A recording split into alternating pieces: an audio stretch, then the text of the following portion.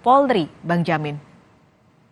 Ya, kalau melihat dari hukuman 1 tahun 6 dan 6 bulan ya, dan terkait dengan status GC dan Kapolri juga pernah sekilas mengucapkan kalau dia akan melindungi akan memberikan kesempatan Eliezer untuk bisa diterima kembali ke polisi, itu menunjukkan bahwasannya ada kemungkinan bisa. Tapi selain itu memang ada beberapa peraturan-peraturan terkait dengan pemberhentian, yaitu terkait dengan peraturan PP 1 tahun 2003, di mana memang di situ dikatakan sanksi pidananya tidak lebih dari 3 tahun. Jadi ada kemungkinan bisa diterima. Lalu kalau merujuk kepada Undang-Undang ASN, ya, apalagi kan ini kan termasuk dalam kategori aparatur sipil negara ya, ASN, itu dikatakan bahwa untuk tindak pidana di luar fungsionalnya itu bisa diterima kembali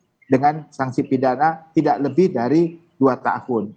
Jadi ada beberapa ketentuan-ketentuan yang memang memungkinkan ya untuk bisa diterima kembali sebagai aparatur sipil negara atau sebagai Polri di lingkungan Kapolri. Dan pertimbangan yang paling menentukan yaitu pertimbangan dari sidang kode etik hari ini begitu.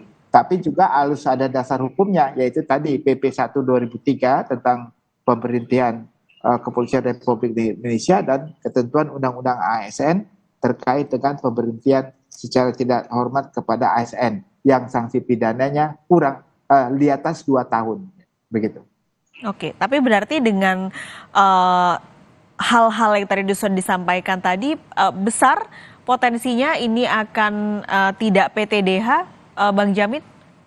Ya, saya kira agak jauh ya kalau PTDH dilihat dari apa yang bisa dipertimbangkan sebagai orang yang membuka kotak Pandora, yang membantu dalam mengungkapkan suatu tindak pidana dan sudah ditetapkan dalam suatu putusan hakim yang telah berkekuatan hukum tetap ya sebagai status JC-nya.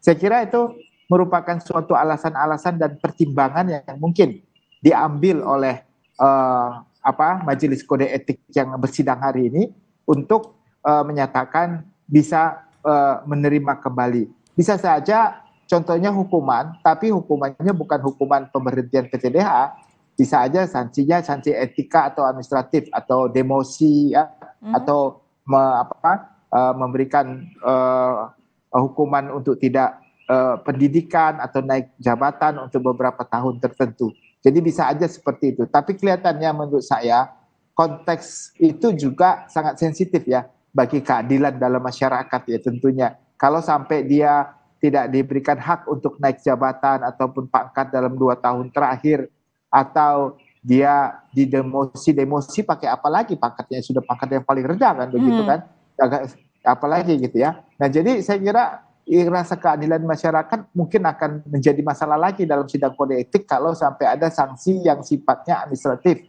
kepada Eliezer. Ya, jadi menurut saya sudah bahan pertimbangannya cukup matang untuk bisa diterima kembali, bahkan mungkin diberikan penghargaan harusnya. Tapi kalau seperti ini kan sidang kode etik kan bukan dalam rangka pemberian penghargaan kan, ini kan dalam rangka memeriksa apakah ditemukan atau tidak pelanggaran etik atau pelanggaran administratif yang dilakukan oleh seorang polisi begitu. Oke, Bang Jamin, nanti kita ngobrol lagi, tapi kita akan jeda sebentar sebelum menantikan juga Richard Eliezer hadir di TNCC Mabes Polri. Jangan kemana-mana saudara, Breaking News Kompas TV segera kembali.